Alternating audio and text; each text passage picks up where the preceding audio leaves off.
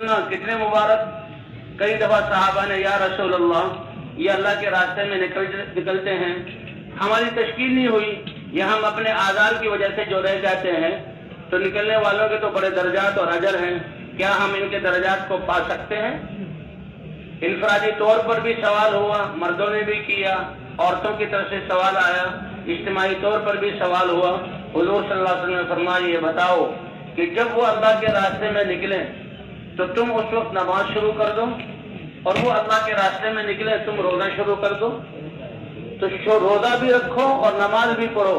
اور ان کے واپس آنے تک وہ سفر ہفتوں کا بھی ہو سکتا ہے، وہ سفر مہینوں کا بھی ہو سکتا ہے، اور واپس آنے تک تم نماز اور روزے میں رہو. تو کیا یہ تمہارے لیے ممکن ہے؟ یا رسول اللہ یہ ممکن نہیں ہے، نہ اتنا لمبا روزہ رکھ سکتے ہیں اور نہ اتنی لمبی نماز پڑھ سکتے ہیں. فرمایا ممکن بھی نہیں، اگر کر بھی لو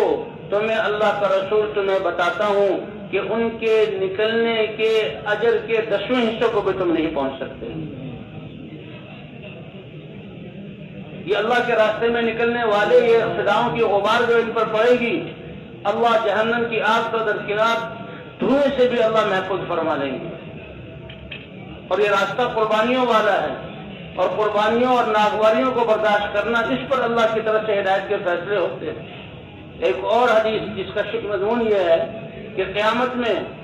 جب نفسا نفسی کا عالم ہوگا تو کچھ لوگ ایسے ہوں گے کہ اللہ تعالیٰ ان کو اپنے عرش کے سائے کے نیچے ممبروں پر بٹھائیں گے، اور وہ اللہ کی اس اعزاز سے بہت خوش ہوں گے، اور وہ دیکھیں گے کہ ان کے ممبر اور عرش کے بیچ میں مشک کے ٹیلے بنے ہوئے ہیں، اور کچھ دیر بعد ایک ہوا چلے گی عرش کی طرف سے، کیا وہ پیاری اور کیا وہ اچھی ہوا ہوگی، وہ اس مشک کو اڑائے گی. سب سے پہلے ان کے جسموں پر وہ مشک گرے گی اور فضا ساری مشک والی ہو جائے گی. یہ اس اعزاز سے حیران ہو کر فرشتوں سے پوچھیں گے کہ یہ کیا ماجرا ہے، ہمارا یہ اعزاز کس لیے ہو رہا ہے؟ وہ فرشتے عرض کریں گے کہ تم جو اللہ کے راستے میں نکلتے تھے اور ہلکی سی ناگواری کہ بھئی گرد و غبار جم گیا، اب نہانا ہے، صاف ہونا ہے اور اپنے میل کچیل کو دور کرنا ہے، کہ یہ اللہ کے راستے کی وہ غبار ہے جس کو آج اللہ نے مشک بنا کر تمہارے جسموں پر ڈالا ہے. اس لیے بھئی اللہ کے راستے میں نکلنے کی نیت کیا ہو،